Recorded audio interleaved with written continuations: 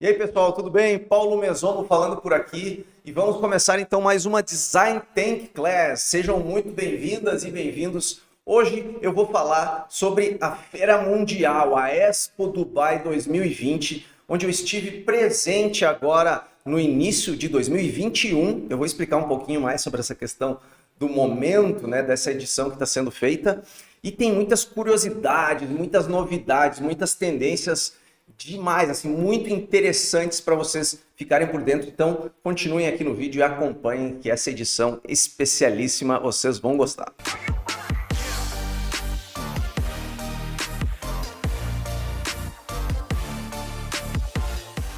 E aí, galera? Bom, primeiramente eu quero falar sobre o que é a Expo, né? A tal da Expo Dubai. Por que existiu a Expo Dubai? Bom, Expo nada mais é do que uma abreviação de Exposição Internacional ou Exposição Mundial, como o pessoal chama por aí, que são grandes exposições públicas internacionais, como o nome já diz, onde cada país tem o seu pavilhão e apresenta suas novidades, sua tecnologia. Essas exposições são realizadas em diferentes partes do mundo, em diferentes cidades do mundo, a cada 5 anos.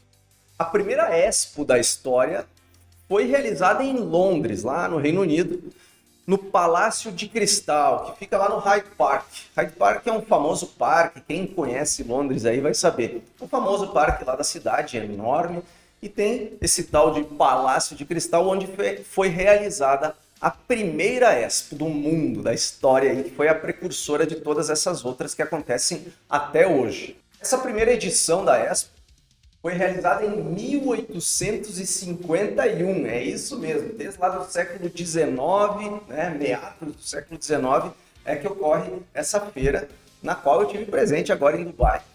E o nome dessa feira na primeira edição era Grande Exposição dos Trabalhos da Indústria de Todas as Nações. Então, o intuito desde o início foi mostrar novas tecnologias, novas produções da indústria, né, que na época era a grande força que estava crescendo, as indústrias dos grandes países.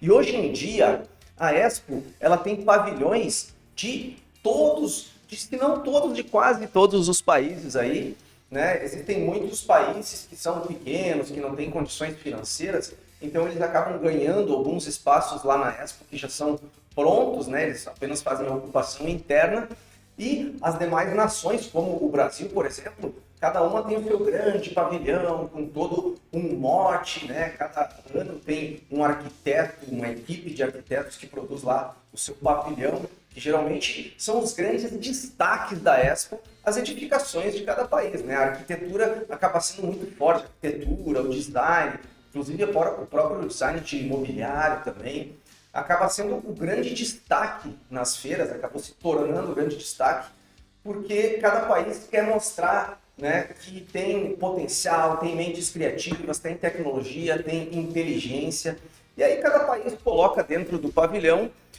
o que desejar de informações. Esse ano, no pavilhão do Brasil, a gente tinha um espaço que lembrava as praias. A gente pode mostrar uma imagem aí na tela, uma foto, tem diversas fotos aí que a gente vai mostrando. A grande exposição, como muitas vezes ela é chamada, foi uma ideia do Príncipe Albert, lá no século XIX, né? Príncipe Albert, que era marido da Rainha Vitória. Como é que o príncipe é marido da rainha? Ou não é o rei que é marido da rainha? Bom, eu nem vou falar que ele é marido da rainha. O cara é príncipe, tem que ser marido da princesa, né? A grande exposição, como muitas vezes ela é chamada, foi uma ideia do Príncipe Albert, lá no século XIX, e foi a primeira feira, digamos assim, internacional de produtos manufaturados. E essas feiras, historicamente, acabaram influenciando em diversos aspectos da sociedade como um todo. Como, por exemplo, a arte, o design, o comércio, as relações internacionais e até mesmo o turismo. Então, essa é uma feira que influencia no desenvolvimento da sociedade, da cultura como um todo. Ela vai puxando as tendências, a evolução, né, do comportamento do consumidor, comportamento da sociedade, tecnologia. Então, se existe uma feira que dita tendências acima de qualquer feira de nicho, de algum mercado específico, existem as Expo, que são as feiras internacionais, que essas sim ditam tendências e nos passam o que está acontecendo no mundo, em cada país, que muitas vezes em um país está acontecendo uma coisa e no outro está acontecendo algo totalmente diferente. São diversos continentes, diversas culturas, é um fervor cultural que só estando presente numa Expo, só quem está presente que consegue entender o que acontece por lá. Mas eu vou tentar passar para vocês aqui através de algumas imagens, com a ajuda do Greg aqui, que vai dar uma editada aí para vocês, para que vocês consigam sentir um pouquinho desse clima que eu senti estando presente na Expo 2020, que na verdade ela iria acontecer em 2020, mas devido à pandemia foi trazida para 2021. Então eu estive presente agora no início de 2021, né, em janeiro de 2021. A feira vai se estender até março, né? A duração da feira são 6 meses, ela começou ainda no ano passado, em 2020. E devido à pandemia ela foi adiada, mas está acontecendo normalmente e está sendo muito bacana. É a parte boa ou a parte ruim? Não gravou? Não, está gravando. Desde o início está gravando. A parte boa é que ficou muito legal, cara, do jeito que ficou. A parte ruim é que tu tá, na verdade, a gente tá em 2022. Porra, tô no passado ainda, cara.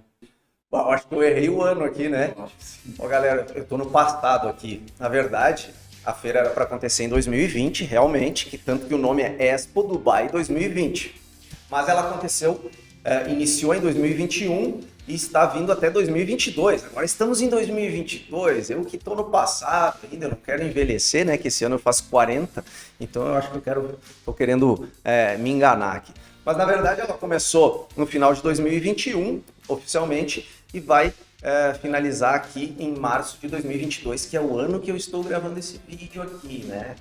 Bom, gente, quanto ao mobiliário, na parte interna dos pavilhões de cada país, a gente não vê muito mobiliário, tem muitos móveis, né? Porque cada país dá prioridade em expor o que tem de melhor e tal, não tem espaço para ficar colocando muito mobiliário.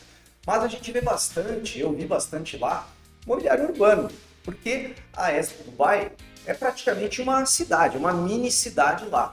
A gente passa 3 dias, se quiser visitar tudo por lá, tem inclusive um sistema de transporte lá, de carrinhos elétricos que podem te levar de um lugar para o outro, né? Então não é uma área pequena, é realmente um espaço urbanizado.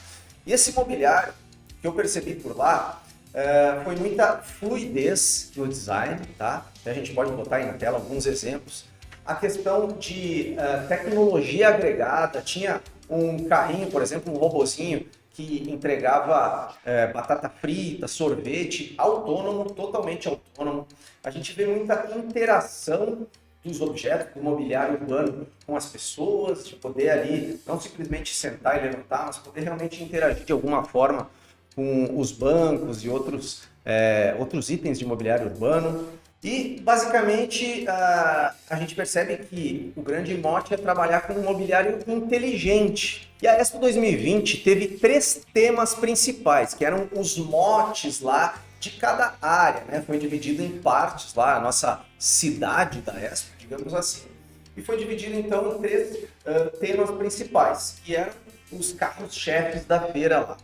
Sustentabilidade ambiental, econômica, mobilidade, a questão de transporte e também oportunidades, né? Oportunidades para as pessoas, trazer mais acessibilidade no sentido de mais pessoas terem acesso a boas oportunidades de trabalho, de condições dignas. A questão da mobilidade é algo que sempre vai ser importante, de transporte e tudo mais, de uma forma inteligente.